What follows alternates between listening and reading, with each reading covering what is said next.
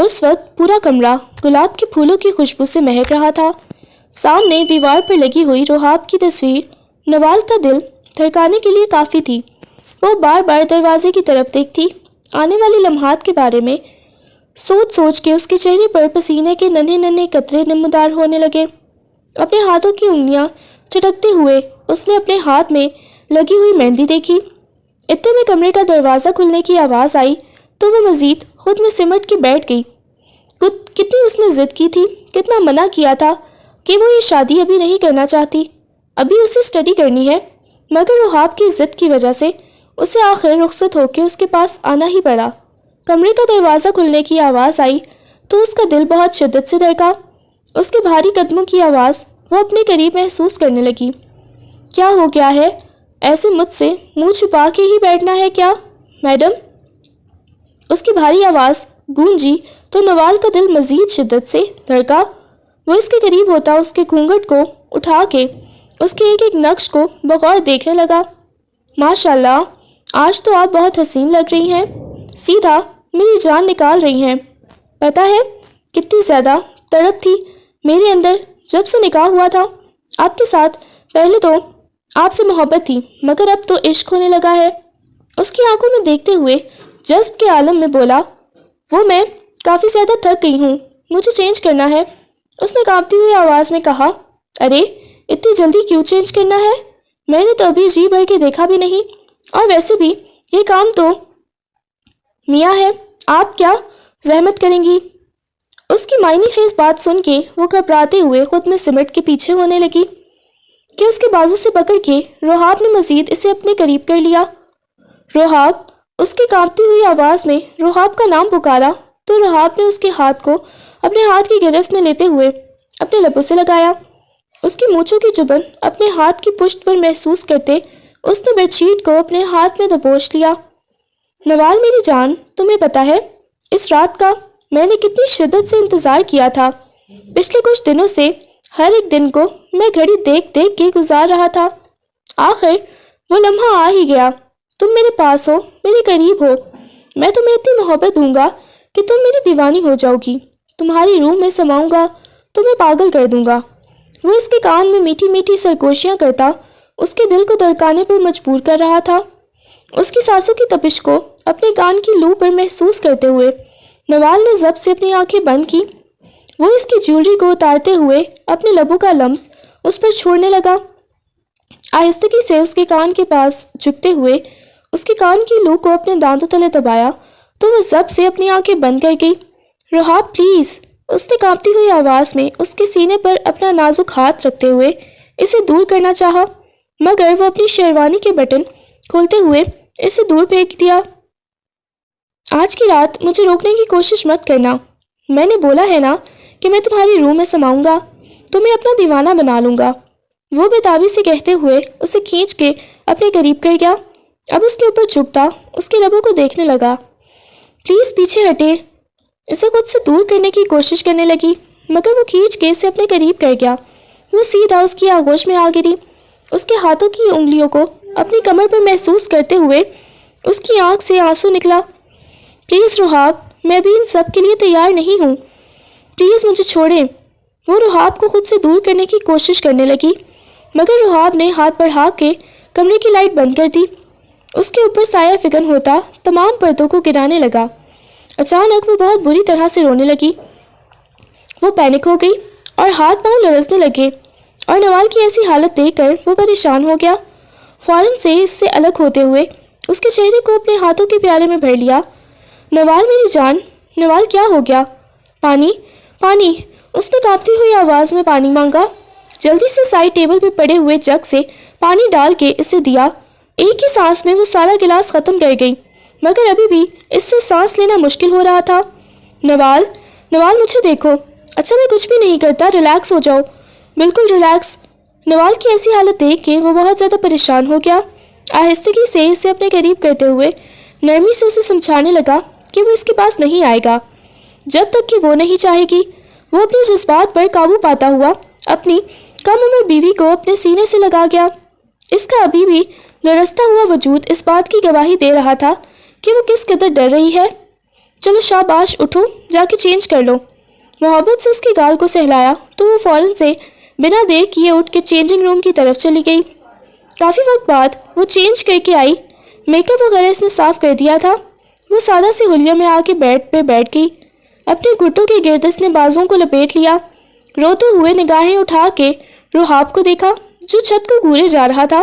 उसने कांपती हुई आवाज़ में रुहाब को पुकारा। रुहाब ने गर्दन मोड़कर उसे देखा। सॉरी रुहाब, मुझे बहुत ज़्यादा डर लग रहा है, उसने नरमी से कहा था। रुहाब ने खींच के इसे अपने सीने से लगा लिया। नहीं, मुझे मालूम है कि तुम अभी इन सब के लिए तैयार नहीं हो और तुम परेशान मत हो। जब तक तुम नहीं चाहोगी तब तक मैं तुम्हारे पास नहीं आऊँगा। वो धीरे से उसकी पुश्त पर अपनी उंगलियां चलाते हुए इसे अपनाइयत का एहसास दिलाने लगा। थोड़ी ही देर बाद वो नींद की वादियों में चली गई। अगले दिन वलीमे के फंक्शन में भी वो इंतहाई हसीन लग रही थी और इसे देख देख के रुहाब को खुद पे कंट्रोल करना बहुत मुश्किल लगने लगा। जब वो कमरे में आया तो वो आईने के सामने खड़ी अपनी मैक्सी के साथ उलझी हुई थी। उसका चेहरा बिल्कुल रोने वाला हो गया। वो एक ही कदम चलता हुआ इसके पास आया। आहिस्तगी से इसे पीछे से अपने बाजुओं के हिसार में लेते हुए इसका रुख अपनी तरफ किया। क्या हो गया? इतनी ज़्यादा परेशान क्यों हो? ये उतारने की कोशिश कर रही हूँ मगर पीछे से जिप भी नहीं खुल रही। रुहाब के लबों पे एक नर्म सी मुस्कुराहट बिखरी। ओहो, जब शौहर है तो फिर इतना ज़्यादा घबराने की या डरने की क्या ज़रूरत है? वो मुस्कुराते हुए गोया हुआ और उसकी मदद कर दी। वो चेंजिंग रूम की तरफ चली गई। काफ़ी वक्त बाद वो आई तो उसका सादा सा हुलिया देख के रुहाब के लबों पे एक नरम सी मुस्कुराहट बिखर गई। एक एक कदम चलता हुआ वो इसके पास आया। मुझे लगता है आज तो तुम तैयार होगी ना मेरे पास आने के लिए? उसकी थोड़ी सी पकड़ के उसका चेहरा ऊपर किया तो वो घबरा गई। वो रुहाब, मगर इसने मजीद नवाल की कोई बात नहीं सुनी। उसकी गर्दन के ऊपर झुकते हुए अपनी शिद्दतें लुटाने लगा। नवाल की सिसकी निकली तो अब उसने कांपती हुई आवाज़ में रुहाब का नाम पुकारा तो रुहाब की परेशानी पे बल्लम उतार हुए। क्या मसला है यार, क्यों तुम ऐसा करती हो? बताओ, मैंने इतना इंतज़ार किया था मगर तुम मुझे अपने पास क्यों नहीं आने दे रही? इस वक्त तो इसे अपने जज्बात पर काबू पाना बहुत मुश्किल लग रहा था। इसे डर था कि कल की तरह आज भी वो रोने ना लग जाए, और वही हुआ। वो मज़ीद इसके करीब होने लगा तो वो पैनिक हो गई और घबराते हुए इसे खुद से दूर कर दिया। अब की बार रुहाब को भी गुस्सा आया। गुस्से में कमरे से बाहर जाता हुआ सीधा स्टडी रूम में चला गया। वहाँ बैठे वो सिगरेट के गहरे कश लगाने लगा। इस वक्त इसे कदमों की आहट सुनाई दी। इसने मुड़ के देखा तो सामने तानिया खड़ी हुई थी। तानिया को देखते ही उसकी पेशानी पे बल्लम उतार हुए। वो बेबाक साड़ी में मलबूस थी। उसके ताया जान की बेटी थी और इसे मालूम था कि वो इसे पसंद करती है, इससे मोहब्बत करती है, मगर न जाने क्यों तानिया की बेबाकी इसे बहुत बुरी लगती थी। वो एक इकलौती बहन थी और बहुत ज़्यादा बिगड़ी हुई थी। क्या हो गया है? मुझे लगता है कि तुम्हारी इस कम उम्र छोटी बीवी ने तुम्हें अपने पास नहीं आने दिया। सीने पे दोनों बाजू बांधते हुए गोया हुई। देखो तानिया, यहाँ से चली जाओ। मैं फ़िलहाल तुमसे किसी किस्म की कोई बात नहीं करना चाहता। उफ, तुम्हारी आंखों में ये जो तड़प नज़र आ रही है ना, मैं भी ऐसे ही तुम्हारे लिए तड़पती हूँ। वो उसके करीब होते हुए गोया हुई। तानिया प्लीज़ यहाँ से चली जाओ। न जाने क्यों रुहाब को बहुत ज़्यादा गुस्सा आया। वहाँ से जाने का कहने लगा। अगर ना जाऊँ तो फिर क्या कर लोगे? चहकते हुए उसके गाल पे अपना अंगूठा रब करते हुए गोया हुई। देखो तानिया, चली जाओ यहाँ से। अब की बार वो गुस्से में चिल्लाया तो तानिया मजीद उसके करीब होती। जैसे ही उसके सामने झुकी तो तानिया की रानाइयाँ उसके सामने वाज़ेह होने लगीं। तानिया, तुम्हारा दिमाग ख़राब हो जाएगा। ये तुम क्या कर रही हो? अगर तुम्हारी बीवी तुम्हारी ख्वाहिशात पूरी नहीं कर रही तो ये मैंने करने के लिए तैयार हूँ। ये कहते हुए उसने रुहाब के हाथ को अपने हाथ की गिरफ्त में लिया। पागल हो गई हो क्या? छोड़ो, खबरदार जो तुमने मुझे हाथ लगाने की कोशिश की। तानिया को दूर धक्का देते हुए वो बाहर की तरफ जाने लगा। जब तानिया ने इसे पीछे से हक कर लिया। प्लीज़, मैं तुमसे रुहाब बहुत ज़्यादा मोहब्बत करती हूँ, बहुत टूट के चाहती हूँ। वो रुहाब के सामने आते हुए उसके चेहरे को अपने हाथों के प्याले में भर गई। रुहाब ने खूनख्वार निगाहों से उसे देखते हुए कहा और उसका हाथ झटक दिया। आज तो तुमने ये हरकत की है, अगर दोबारा तुमने ये हरकत करने की कोशिश की तो मैंने तुम्हारी जान निकाल लेनी है। ये कहते हुए रुहाब गुस्से में वहाँ से बाहर चला गया। जब कमरे में आया तो सामने नवाल बेड पर आड़ी तिरछी सो रही थी। वो एक ही कदम चलता नवाल के पास आया। आहिस्तगी से उसके चेहरे पे आए हुए बालों को पीछे किया جھک کے اس کی پیشانی پہ بوسہ دیا۔ یعنی میں ہمیشہ تمہارا رہوں گا، میں تمہاری جگہ کبھی کسی کو نہیں دوں گا۔ شدت سے نوال کو اپنے سینے میں بھینچ گیا۔ شادی کے چند دن تک تو نوال اس سے بہت زیادہ ڈری رہی، اس سے دور دور بھاگنے کی کوشش کرتی رہی، مگر اب اسے ایک عجیب سی عادت ہونے لگی تھی۔ صبح صبح جب تک وہ اس کی پیشانی پہ بوسہ نہیں دیتا تھا تب تک اس کا اٹھنے کو دل نہیں کرتا تھا۔ وہ عجیب سی اسے عادتیں لگانے لگا، مگر اسے اپنے قریب نہیں آنے دیتی تھی۔ وہ ان کے درمیان ایک دیوار کھڑی تھی جسے گرانے میں نہ جانے کتنا وقت لگنا تھا۔ اس وقت وہ بالکنی میں بیٹھا ہوا تھا راکنگ چیئر پہ، اور وہ اس کے سینے پر سر رکھ کے لیٹی اس کے ساتھ باتیں کر رہی تھی۔ میری جان، اور مجھے کتنا تڑپاؤ گی بتاؤ مجھے، اس کی پشت کو سہلاتے ہوئے گویا ہوا۔ کیا ہے آپ کو ہر وقت ایک ہی بات کیوں سوچتی رہے؟ ابھی مجھے اسٹڈی کرنی ہے نا، میں پڑھ رہی ہوں نا۔ ایسے اگر یہ سب کچھ کریں گے پھر ہمارے بچے ہو جائیں گے، پھر میں اسٹڈی کیسے کروں گی؟ وہ منہ بناتے ہوئے گویا ہوئی۔ اچھا، بچوں کی فکر ہو رہی ہے، نو ٹینشن، مطلب جب تک تم نہیں چاہو گی نہیں ہوں گے۔ اس کے کان میں سرگوشی کی تو اس کا چہرہ شرم سے لال سرخ ہو گیا۔ کتنے برے ہیں آپ، معصوم بچی کے ساتھ الٹی سیدھی باتیں کرتے ہیں۔ معصوم، اور وہ بھی تم، مکمل طور پہ مجھے پاگل کیا ہوا ہے اور خود کو معصوم کہہ رہی ہو۔ یہ کہتے ہوئے وہ اس کی پیشانی پہ اپنے لب رکھ گیا۔ وہ مسکراتے ہوئے اسے دیکھنے لگی۔ اگلے ہی لمحے اسے اپنے بازوؤں میں اٹھاتے ہوئے کمرے میں لے کے آیا۔ مجھے لگتا ہے کہ آج تم اپنے شوہر کو بالکل انکار نہیں کرو گی۔ وہ نرمی سے گویا ہوا اس کے گال کو سہلانے لگا۔ اچھا، مووی دیکھتے ہیں نا، وہ اس کا دھیان بھٹکانے کے لیے بولی۔ اوہ اچھا، مطلب کہ مووی کے ساتھ ساتھ تمہیں انجوائے کرنا ہے؟ اس کی معنی ہے اس بات سن کر وہ شرم سے لال ہوئی۔ ہاں چلے ٹھیک ہے، مووی لگاتے ہیں، کوئی فنی سی مووی۔ میری جان، کپل بیٹھ کے فنی مووی نہیں دیکھتے، بلکہ انہیں تو کوئی خوبصورت حسین سی مووی دیکھنی ہوتی ہے جس سے کہ تمہارا ڈر ختم ہو جائے۔ ایسی مووی میں لگاتا ہوں۔ اس کے سامنے ایک رومانوی مووی لگا دی جسے دیکھ کے وہ شرم سے لال ہوتی اپنا چہرہ اس کے سینے میں چھپانے لگی۔ ارے میری جان، وہاں پہ دیکھو نا، تاکہ تمہارے اندر کا ڈر ختم ہو۔ اس کے چہرے کو اپنے سینے سے لگاتے ہوئے وہ گویا ہوا۔ کتنے آپ برے ہیں، ایسی موویز کون دیکھتا ہے؟ ایسی موویز کپل دیکھتے ہیں۔ اس کے کان میں سرگوشیانہ انداز میں بولا۔ اگر مجھے پہلے پتا ہوتا کہ آپ اتنے بے باک ہیں تو میں کبھی آپ کے ساتھ شادی نہ کرتی۔ پھر کس سے کرتی بتاؤ مجھے؟ میں تو تمہیں بخش دیتا ہوں، تمہارے آنسو دیکھ کے برداشت کر جاتا ہوں، خود پہ کنٹرول کر جاتا ہوں، لیکن یہاں پہ اگر میرا بچہ کوئی اور ہوتا تو وہ بالکل تمہیں نہ بخشتا۔ اتنی حسین بیوی کو اپنے سامنے اپنے قریب دیکھ کے اپنی باہوں میں دیکھ کے کوئی پاگل ہی ہوگا جو اسے چھوڑ دے گا۔ وہ آدھے سے زیادہ اس کے اوپر تھی اور وہ اسے دیکھنے لگا۔ اس نے مووی بند کی اور ایک دم سے کھینچ کے اسے اپنے قریب کرتے ہوئے اس کی آنکھوں میں دیکھنے لگا۔ پلیز، اس نے کانپتے ہوئے لبوں کے ساتھ اسے خود سے دور کرنا چاہا تو اس کے لبوں پہ مزید گہری مسکراہٹ بکھری۔ اس کے ایک ایک نقش کو بغور دیکھنے لگا۔ اچھا، وہ نرمی سے گویا ہوا۔ کیا کچھ بھی نہیں، پلیز۔ وہ جیسے جیسے اس کے قریب ہو رہا تھا وہ گھبراتے ہوئے ایک دم سے اٹھ کے پیچھے ہو گئی، مگر وہ پھر سے جب اس کے قریب ہونے لگا تو بے ساختہ ہی نوال نے روحاب کے منہ پر تھپڑ رسید کر دیا۔ روحاب اپنے گال پہ ہاتھ رکھتے ہوئے سامنے بیٹھی نوال کو دیکھنے لگا۔ وہ بالکل امید نہیں کر سکتا تھا کہ اس کی غربت میں وہ تھپڑ بھی مار سکتی ہے، محض اس وجہ سے کہ وہ اس سے اپنا حق مانگ رہا ہے۔ وہ بے یقینی سے نوال کو دیکھنے لگا۔ میں تم سے ایسی امید نہیں کر سکتا تھا نوال۔ یہ کہتے ہوئے وہ غصے میں اسے خود سے دور کرتا کمرے سے باہر چلا گیا۔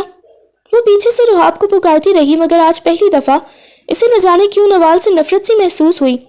اس نے کتنا نوال کا خیال رکھا، اسے کتنی محبت دی، اس کی ہر چھوٹی بڑی خواہش کو پورا کرتا آیا، یہاں تک کہ اسے اسٹڈی کرنے کی اجازت دی، مگر آج اسے لگا کہ جیسے وہ غلط تھا۔ وقت گزرنے لگا۔ اس دن کے بعد روحاب نے نوال کے قریب آنے کی کوشش نہیں کی۔ نوال اس کے کام کرتی، اس کے لیے ناشتہ بنا کے کمرے میں ہی لے کے آتی، اس کے آگے پیچھے گھومتی، مگر روحاب نے نوال کے ساتھ بات کرنا چھوڑ دیا۔ رات کا وقت تھا۔ روحاب بالکنی میں کھڑا سگریٹ کے گہرے کش لگا رہا تھا۔ جب نوال اس کے پاس آئی، روحاب نے کانپتی ہوئی آواز میں اس نے روحاب کا نام پکارا تو اس نے مڑ کے نوال کو دیکھا جو اپنے ہاتھوں کی انگلیاں چٹک رہی تھی۔ سوری، مجھے آپ پر اس دن ہاتھ نہیں اٹھانا چاہیے تھا روحاب طنزیہ انداز میں مسکرایا۔ اچھا، مطلب مارنے کے بعد تمہیں یہ احساس ہو گیا کہ تمہیں مجھ پہ ہاتھ نہیں اٹھانا چاہیے تھا؟ تمہیں پتہ ہے نوال میڈم، جو لوگ محبت کی قدر نہیں کرتے نا، یا اپنے شوہر کی قدر نہیں کرتی لڑکیاں، پھر آخر میں وہ ہاتھ ہی ملتی رہ جاتی ہیں۔ یہ کہتے ہوئے وہ غصے میں کمرے سے باہر نکلا۔ اس کے قدم تانیہ کے کمرے کی طرف تھے۔ اس نے جیسے ہی کمرے کا دروازہ کھولا تو سامنے وہ اپنے بالوں کو ڈرائر سے خشک کر رہی تھی۔ شاید اس نے ابھی ہی شاور لیا تھا۔ وہ چلتے ہوئے اس کے پاس آیا۔ باہر چلیں؟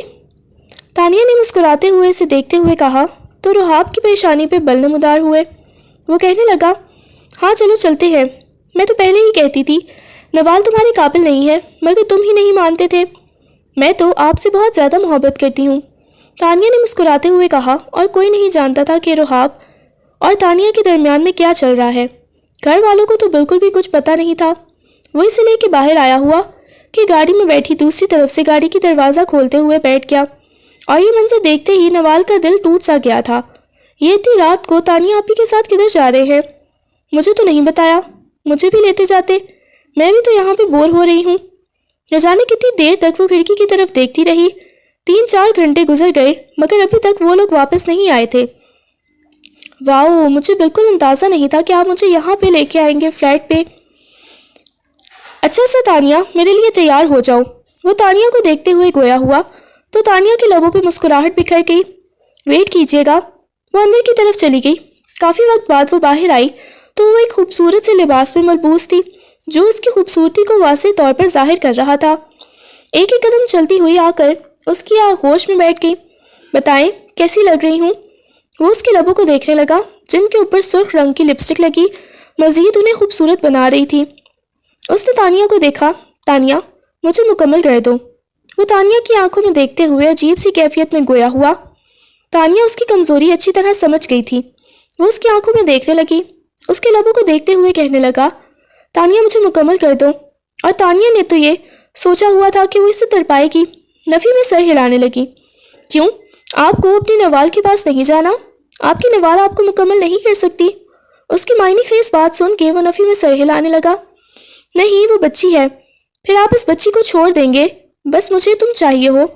نہ جانے کیوں وہ خود نہیں سمجھ پایا تھا کہ اسے آخر ایسا کیا ہو گیا کہ وہ خود پہ کنٹرول ہی نہیں کر پا رہا۔ ایک دم سے اسے اپنی باہوں میں اٹھاتے ہوئے روم کی طرف لے گیا۔ یا اللہ، مجھے کیا ہو رہا ہے؟ کیوں میرا دل اتنا زیادہ گھبرا رہا ہے؟ مجھے ان کو تھپڑ نہیں لگانا چاہیے تھا۔ شاید وہ اسی وجہ سے ناراض ہے، اسی وجہ سے مجھے جلانے کے لیے تانیہ آپی کو لے کے باہر چلے گئے۔ اب میں کیا کروں؟ پورے گھر میں ٹہلتے ہوئے وہ اپنے ہاتھوں کی انگلیاں چٹکتی پریشان لگ رہی تھی۔ کافی وقت بعد وہ باہر آئی تو سامنے لائبہ بیگم بولی، کیا ہوا ہے بیٹا، تم اتنی رات کو جاگ رہی ہو؟ رحاب ابھی تک نہیں آیا کیا؟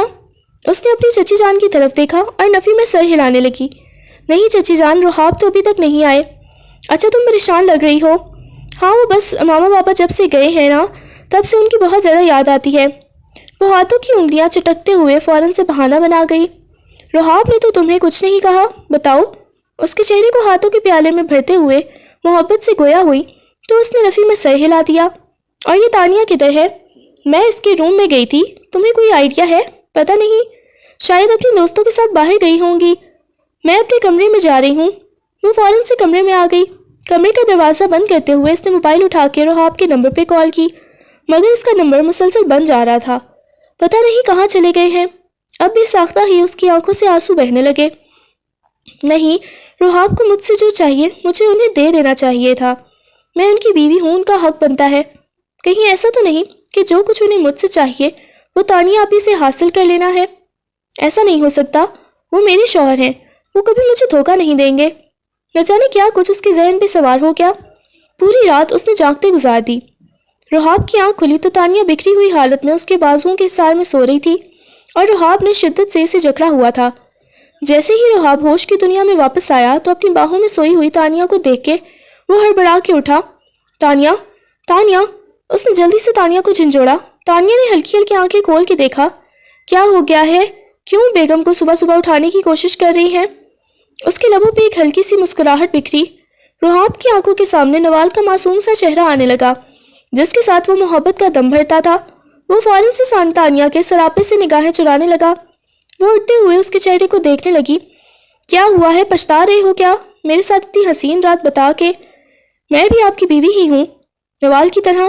وہ مسکراتے ہوئے گویا ہوئی اور اس رات وہ نوال سے بدلہ لینے کے لیے اور اپنی انا کی ضد میں آ کے تانیہ کے ساتھ نکاح تو کر بیٹھا تھا، لیکن اب اسے خیال آنے لگا کہ شاید وہ نوال کے ساتھ غلط کر رہا ہے۔ وہ معصوم لڑکی ہے، محض 18 سال کی، لیکن پھر اسے نوال کا وہ تھپڑ یاد آتا جو اس کی گال پہ نہیں، اس کی انا پہ، اس کی محبت پہ وہ تھپڑ لگا تھا، جسے وہ بھولنے کے لیے بہت مشکل تھا۔ وہ ایک دم سے اس تھپڑ کو یاد کرتے ہوئے تانیہ کی کمر میں ہاتھ ڈالتا اسے کھینچ کے اپنے قریب کر گیا۔ میری محبت کا تمہارے چہرے پہ بہت زیادہ رنگ آیا ہے، دیکھو کتنی حسین لگ رہی ہو۔ وہ اپنے ہاتھ کے انگوٹھے سے اس کے ہونٹ کو رب کرتے ہوئے گویا ہوا، کل رات جب میں تمہاری روح میں سمایا تو بہت خوبصورت فیلنگز تھی، بہت خوبصورت جذبات تھے، تم سوچ بھی نہیں سکتی۔ مجھے پہلی دفعہ محسوس ہوا کہ زندگی کیا ہوتی ہے۔ میں نے تمہارے ساتھ زندگی جی ہے۔ کل کی پوری رات، کاش کہ ایسا ہو وہ رات میں واپس لے آؤں، ایک دفعہ پھر سے میں تمہارے اتنا قریب آؤں۔ اس کی بات سن کے وہ ہنسنے لگی۔ کسی اور رات کا کیا انتظار کرنا، ابھی بھی تو میں آپ کے پاس ہی ہوں، آپ جو کرنا چاہیں کر لیں۔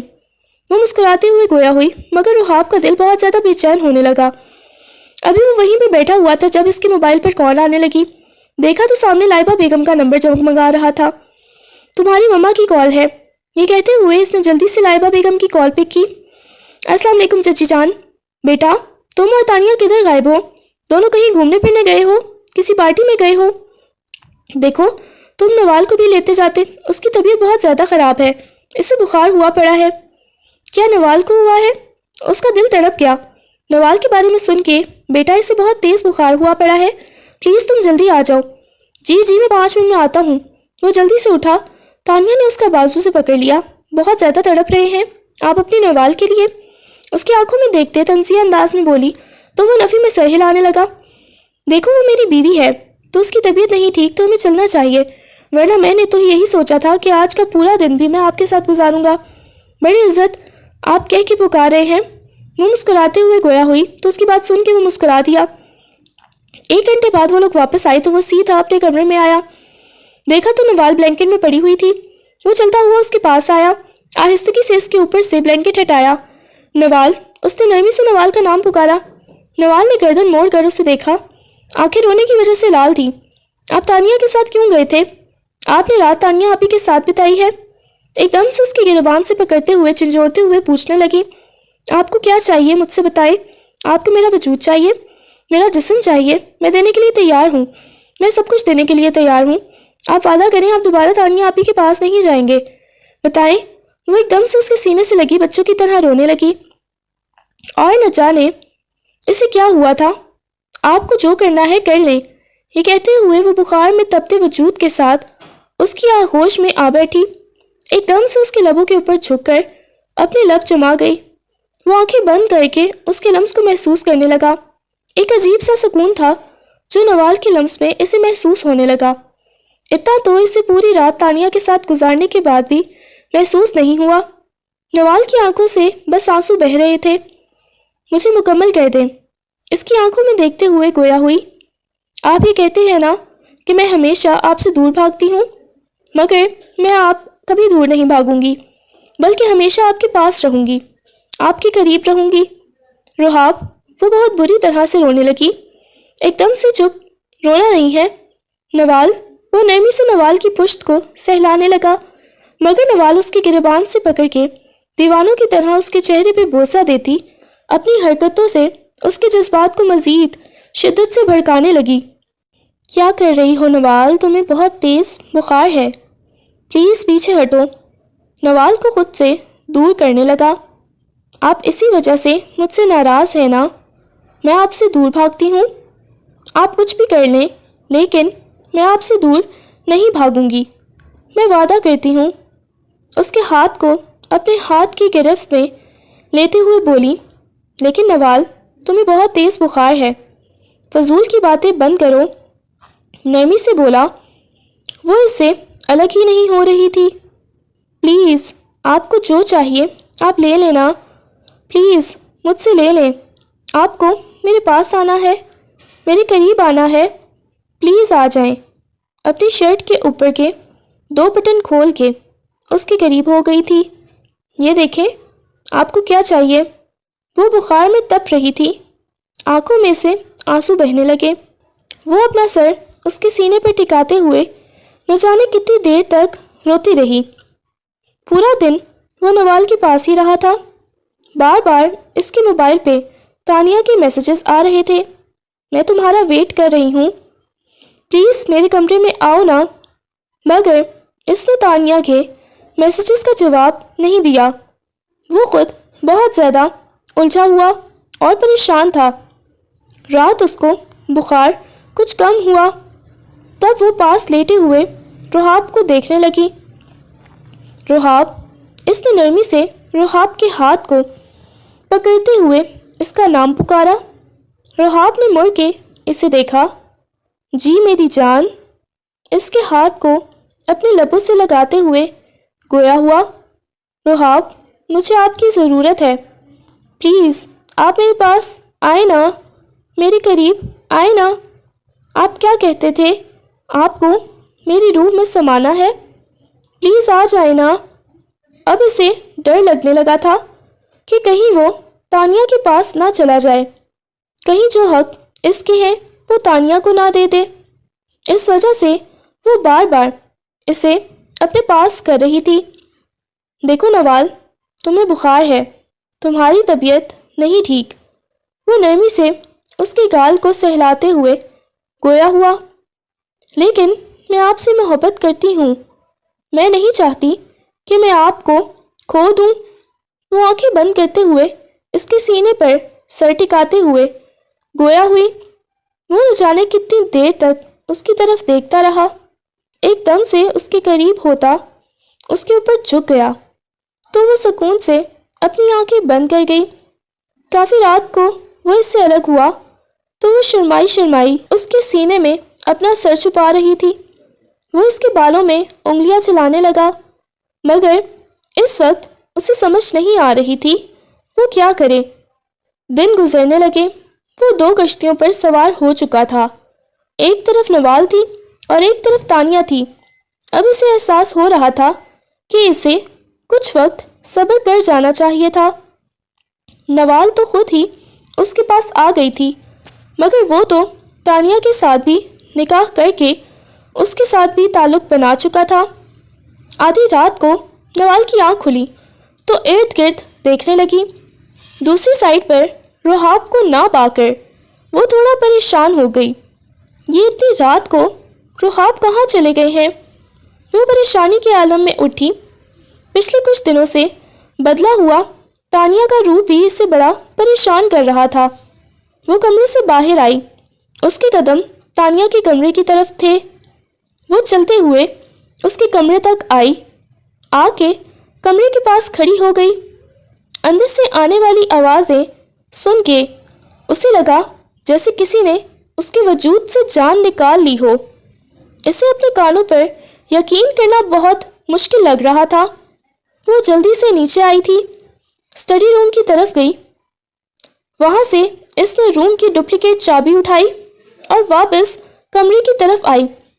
آتے ہی اس نے کمرے کا دروازہ کھولا اور سامنے کا منظر دیکھ کے اس نے اپنے دونوں ہاتھ اپنے منہ پہ رکھ لیے، روتے ہوئے نفی میں سر ہلانے لگی۔ رحاب نے جیسے ہی نوال کو دیکھا تو فوراً سے اپنی شرٹ پہنتے ہوئے اس کی طرف آیا۔ نوال، میری بات سنو۔ دیکھو نوال، جیسا تم سمجھ رہی ہو ویسا نہیں ہے، مگر جس حالت میں اس نے تانیہ کو اپنے شوہر کے قریب دیکھا تھا وہ اس پہ یقین کر سکتی تھی۔ وہ شخص جو اس سے کی گئی محبت کا دعوے دار تھا، اس سے بے پناہ محبت کرتا تھا، بہت ٹوٹ کے چاہتا تھا، وہی کسی اور عورت کی پناہوں میں تھا۔ وہ روتے ہوئے اپنے کمرے میں آ گئی۔ وہ کمرے کا دروازہ بند کرنے لگی۔ رحاب نے دروازے پر ہاتھ رکھ کے دروازہ کھولا اور اندر آ گیا۔ نوال غصے میں رحاب کے منہ پہ تھپڑ مارنے لگی۔ مجھے نفرت ہے آپ سے، آپ گھٹیا انسان ہیں، آپ نے مجھے دھوکہ دیا ہے، آپ مر کیوں نہیں جاتے؟ وہ غصے میں چلاتے ہوئے گویا ہوئی۔ دیکھو نوال، میری بات سنو، وہ میری بیوی ہے، اور یہ لمحہ تھا جب نوال کو لگا جیسے کسی نے 7 آسمان اس کے سر پہ گرا دیے ہوں۔ بیوی؟ وہ زیر لب بڑبڑائی اور پھر اسے دیکھنے لگی، بے یقینی سے جیسے اس نے سننے میں غلطی کر دی ہو۔ آپ نے تانیہ آپی کے ساتھ شادی کر لی؟ آپ کو شرم سے ڈوب مرنا چاہیے۔ وہ غصے میں چلاتے ہوئے گویا ہوئی۔ دیکھو نوال، میری بات سنو۔ میں نے آپ کے ساتھ دھوکہ کیا؟ بتائیں مجھے۔ بس میں کنفیوز تھی، مجھے ڈر لگتا تھا آپ کی قربت سے، لیکن میں آپ سے دور تو نہیں بھاگ رہی تھی، یا میں نے کبھی یہ تو نہیں بولا تھا کہ میں آپ کو آپ کا حق نہیں دوں گی؟ بتائیں مجھے، بتائیں۔ اس کے سینے پہ مکے مار رہی تھی۔ مجھے نفرت ہے آپ سے رحاب، میں کبھی آپ کی زندگی میں لوٹ کے نہیں آؤں گی۔ یہ کہتے ہوئے وہ غصے میں باہر کی طرف جانے لگی۔ دیکھو نوال، میری یہ بات سنو۔ اس نے ایک دم سے نوال کو کھینچا۔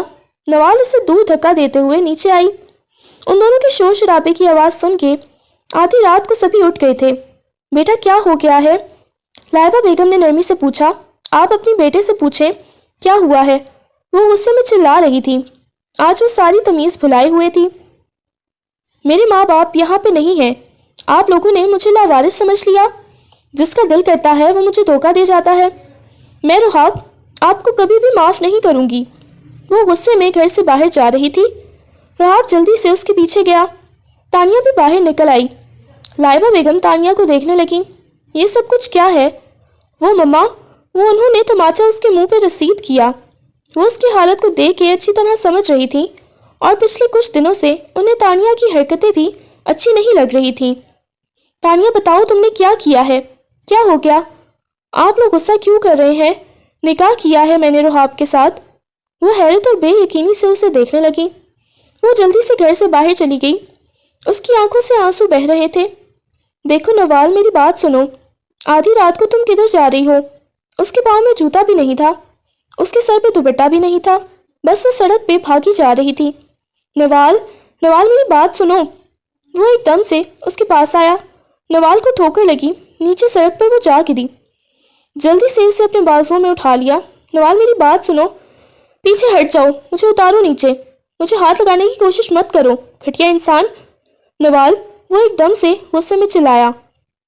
نوال پورے کی پوری لرز گئی، اسے خود سے دور دھکے دینے لگی۔ اسے نیچے اتار دیا۔ میرے پاس آنے کی کوشش مت کرو۔ وہ ہچکیوں کے ساتھ رو رہی تھی۔ میں نے آپ سے بہت زیادہ محبت کی تھی، میں نے آپ کو بہت زیادہ ٹوٹ کے چاہا تھا۔ وہ اسے پیچھے دھکا دیتی پھر سے سڑک پر بھاگنے لگی، جبکہ رحاب اس کے پیچھے پیچھے تھا۔ اچانک سے سامنے آتی ہوئی تیز رفتار گاڑی سے وہ بہت بری طرح سے ٹکرا گئی۔ اس کا وجود دور جا کر گرا۔ نوال، وہ چلاتا ہوا اس کے پاس آیا۔ نوال کے گال کو تھپکنے لگا۔ وہ خون میں لت پت سڑک پر پڑی ہوئی تھی۔ نوال، نوال میری جان، آنکھیں کھولو پلیز۔ نوال، ایک دفعہ مجھے معاف کر دو، دوبارہ کبھی ایسا نہیں ہوگا۔ وہ رو رہا تھا، آنکھوں میں سے آنسو بہنے لگے۔ ارد گرد دیکھنے لگا، سامنے کوئی گاڑی نہیں تھی۔ اتنے میں پیچھے سے ایک گاڑی آئی۔ انہوں یوں سڑک پر بیٹھا ہوا دیکھ کے وہ جلدی سے کہنے لگے انہیں ہاسپٹل لے چلو، ان کی کنڈیشن بہت زیادہ خراب ہے۔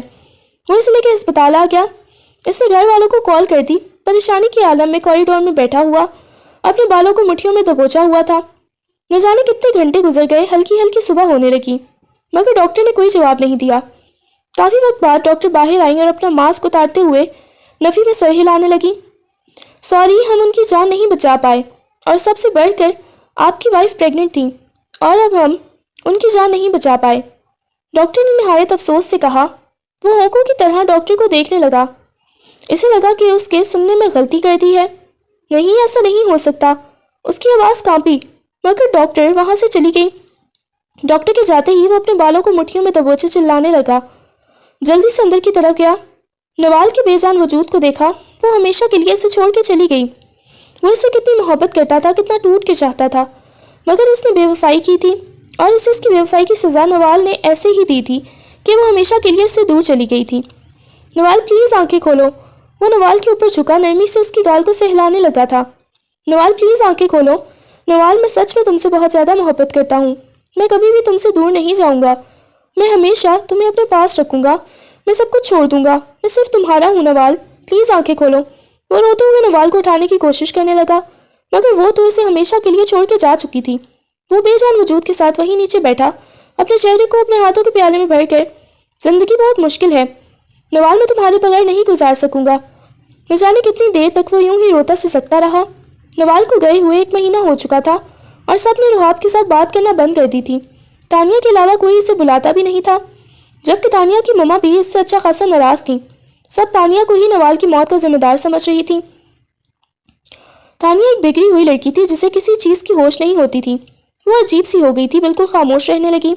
آدھی رات کو وہ رحاب کے کمرے میں آئی تو سامنے وہ سگریٹ پھونک رہا تھا۔ پورے کمرے میں سگریٹ کا دھواں تھا، ایش ٹرے سگریٹوں سے بھرا ہوا تھا۔ وہ چلتے ہوئے اس کے پاس آئی، اس کے گھٹنوں کے پاس بیٹھی شدت سے رونے لگی۔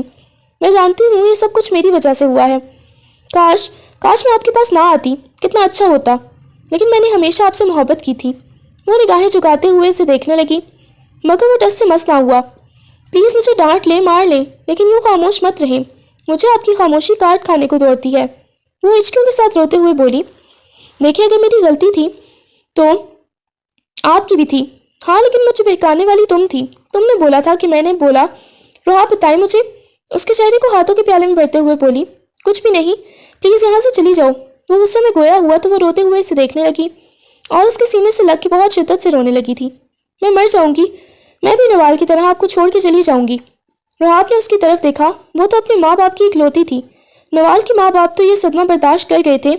وہ جانتی تھی تانیہ کے ماں باپ جتنا بھی ناراض ہو جائیں وہ کبھی یہ صدمہ برداشت نہیں کر سکیں گے۔ مجھے مر جانا چاہیے، وہ روتے ہوئے گویا ہوئی۔ وہ فوراً سے اس کے لبوں پہ ہاتھ رکھ گیا۔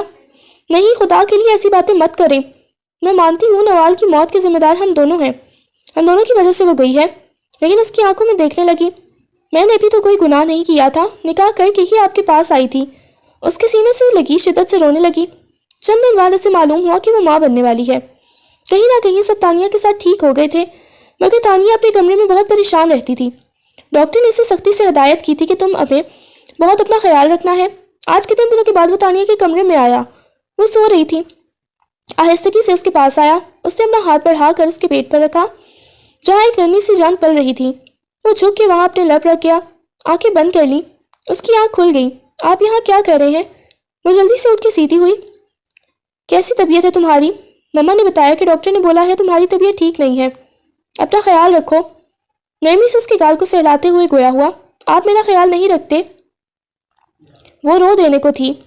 رکھوں گا نا، ایسے پریشان مت ہو، ڈاکٹر نے کیا بولا ہے کہ پریشان ہوگی تو بیبی کی جان کو خطرہ ہوگا، ہمیں اپنے بیبی کو نہیں کھونا۔ اس کے چہرے کو ہاتھوں کے پیالے میں بھرتے ہوئے گویا ہوا تھا۔ وہ روتے ہوئے اس کے سینے سے لگ گئی۔ مجھے بہت زیادہ ڈر لگتا ہے، وہ ہچکیوں کے ساتھ رونے لگی۔ کس چیز سے ڈر لگتا ہے؟ آپ کو کھونے سے۔ میں آپ کو نہیں کھونا چاہتی، میں آپ کو چھوڑ کے کہیں نہیں جا رہا، بس آپ کو پریشان ہونے کی ضرورت نہیں ہے۔ وہ محبت بھرے لہجے میں گویا ہوا تو اس کی بات سن کے وہ روتے ہوئے اس کی آنکھوں میں دیکھنے لگی۔ آپ کو پتا ہے میں نے آپ سے سچ میں بہت زیادہ محبت کی تھی۔ سچ میں؟ اچھا، بس میں نہیں چاہتا کہ ہم ماضی کو اپنے ساتھ لے کر چلیں۔ پلیز پریشان مت ہو، وقت گزرنے لگا۔ اس کی کنڈیشن دن بدن بہت خراب ہوتی جا رہی تھی اور ڈاکٹرز نے بہت زیادہ ہدایات کی تھی کہ ان کا بہت زیادہ خیال رکھنا ہے۔ اسے پریگننسی میں بہت زیادہ پرابلمز تھیں، 7ویں مہینے میں تو اس سے اٹھنا بھی محال ہو جاتا تھا۔ ابھی وہ صوفے پہ بیٹھی بہت زیادہ پریشان لگ رہی تھی۔ وہ لیپ ٹاپ گود میں رکھے نگاہیں اٹھا کے تانیہ کو دیکھنے لگا۔ کیا ہوا ہے، تم ٹھیک ہو؟ پاؤں میں بہت زیادہ پین ہو رہی ہے، وہ منہ بناتے ہوئے گویا ہوا۔ اچھا رکو، میں دباتا ہوں۔ یہ کہتے ہوئے وہ اپنے گود سے لیپ ٹاپ نکالتے ہوئے اس کے پاس آیا، آہستگی سے اس کے پاؤں کو اپنی گود میں رکھتے ہوئے دھیرے دھیرے اس کی مالش کرنے لگا۔ وہ نہ جانے کتنی دیر تک اس شخص کو دیکھتی رہی جو بہت زیادہ سنجیدہ ہو گیا تھا۔ وہ کہیں سے بھی پہلے والا رحاب نہیں لگتا تھا اور اسے کہیں نہ کہیں بہت زیادہ تکلیف ہوتی تھی۔ رحاب کو ایسے دیکھ کے اس نے رحاب کے ہاتھ کو پکڑنا چاہا۔ اس نے نگاہیں اٹھا کے اسے دیکھا۔ آپ زیادہ بولتے کیوں نہیں ہیں، زیادہ بات کیوں نہیں کرتے؟ کرتا تو ہوں تم سے باتیں، وہ محبت سے گویا ہوا۔ مجھے ایسے لگتا ہے جیسے آپ مجھ سے نفرت کرنے لگے ہیں۔ نہیں، ایسی بات نہیں ہے، یہ کہتے ہوئے وہ پھر سے خاموش ہو گیا۔ مجھے معلوم ہے آپ روزانہ نوال کی قبر پر جاتے ہیں، وہاں پہ بیٹھ کر روتے ہیں۔ مجھے پتا ہے آپ نوال کو نہیں بھول سکتے، وہ آپ کی پہلی محبت تھی۔ میں تو بس بلا وجہ آپ کی زندگی میں آئی ہوں۔ دیکھو تانیہ، میں ماضی کی باتیں نہیں کرنا چاہتا، نہ ہی تمہارے ساتھ کوئی گڑے مردے اکھاڑنا چاہتا ہوں، بس میں ایک نارمل زندگی گزارنا چاہتا ہوں۔ وہ سنجیدگی سے گویا ہوا تو وہ خاموش ہو گئی اور وہ لمحہ بھی آ گیا جب اس نے خوبصورت سی بیٹی کو جنم دیا۔ جیسے ہی رحاب کی گود میں ڈالا تو وہ اپنی بیٹی کو فوراً سے اپنے سینے سے لگا گیا۔ اللہ پاک میری بیٹی کا، میری جان کا نصیب اچھا کرے۔ اس کی پیشانی پہ بوسہ دیتے ہوئے نہ جانے کتنی دیر تک وہ آنکھیں بند کیے اس کے ننھے سے لمس کو محسوس کرتا رہا۔ کبھی اس کے ہاتھوں پہ بوسہ دیتا، کبھی اس کی پیشانی پہ بوسہ دیتا۔ اس معصوم سی بچی کے آنے سے ایک دفعہ پھر سے حویلی میں رونق بکھر گئی۔ سب کے لیے وہ ایک کھلونا ثابت ہوئی تھی۔ وہ اتنی خوبصورت تھی کہ اسے دیکھتے ہی سب کچھ بھول کر وہ اس کے ساتھ مگن ہو گئے۔ زیادہ وقت وہ اپنی بیٹی کے ساتھ گزارتا تھا اور اس سے اپنی خوشی سے اس کا نام نوال رکھا تھا۔ کسی نے کوئی اعتراض نہیں کیا۔ زندگی واپس اپنے معمول پہ آ گئی تھی، مگر وہ معمول کے مطابق نوال کی قبر پہ جاتا، اس سے معافی مانگتا، گھنٹوں اس کی قبر پر بیٹھ کے روتا رہتا۔ وہ جانتا تھا اس کے رونے سے واپس نہیں آ جائے گی وہ، مگر اس کے دل کا بوجھ ہلکا ہو جاتا تھا۔ وہ جانتا تھا اس نے بے وفائی کی ہے، اس نے غلط کیا ہے، اس نے جلد بازی کی ہے، اور اسے ان سب کی سزا اس صورت میں ملی کہ نوال اس سے ہمیشہ کے لیے چھن گئی۔